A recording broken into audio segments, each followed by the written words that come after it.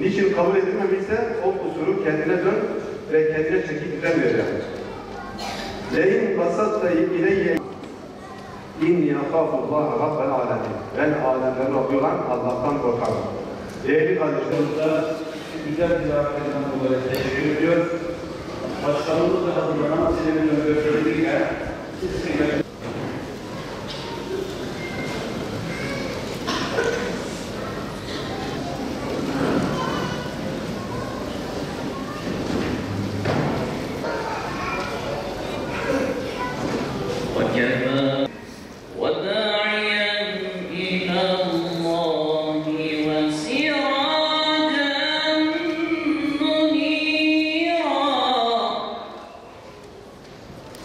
Yahya ve İsa Beyt-i Makdis'e iki genç kuzen ailelerinin kabul olunmuş duaları.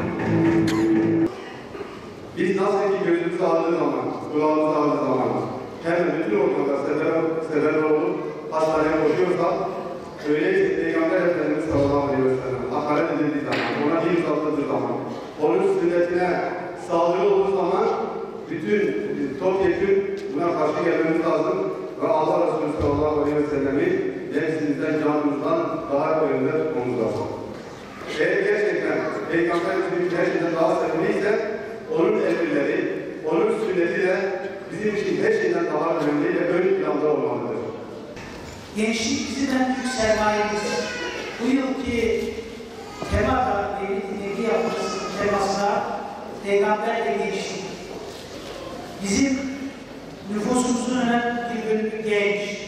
Bugün Avrupa ülkelerine gittiğimiz zaman yolda çocuk seslerine hasret toplumlar, genç nüfusun son derece az olduğu, bu yüzden iş gücü açığını diğer ülkelerden tamamlamaya çalışan ülkeleri görüyoruz. Gençlik bizim için büyük bir nimet.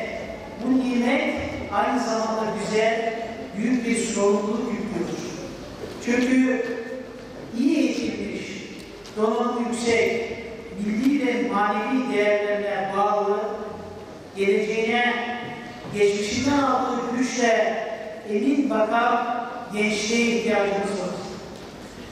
İlk emri oku olan bir dinin mensuplarıyız.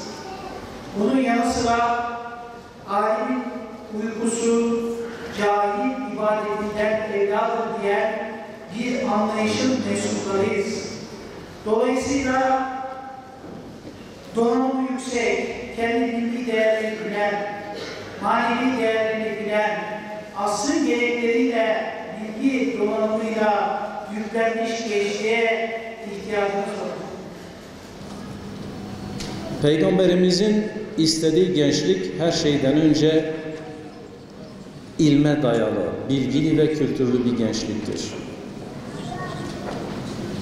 Cahil bir gençlik her zaman ailesine de, toplumuna da, ülkesine de her zaman zararlıdır.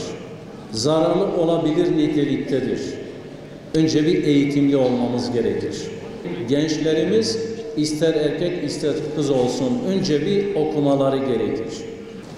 Eğer bilgi, kültür, eğitim eksik ise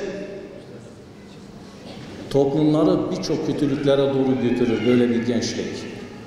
Eğer bir toplumun gençliği hem yoksun hem de cahil ise o gençlik her zaman kendi ailesine, kendi milletine, kendi ülkesine zarar verebilecek duruma gelebilir niteliktedir. Potansiyel olarak hazırdır. Hele hele birileri onun cebine 5 kuruş para bile verse, koysa o çok zararlı bir duruma gelebilir. Onun için önce bir eğitime önem vermemiz gerekir. Peygamberimiz bunun üzerinde çok durmuştur. Söz ve davranışlarıyla. Gençler yetişkinlerden, olgun insanlardan farkı duygusaldırlar. Duygu yönleri daha ağır basabilir. Eğitim bunu dengeler.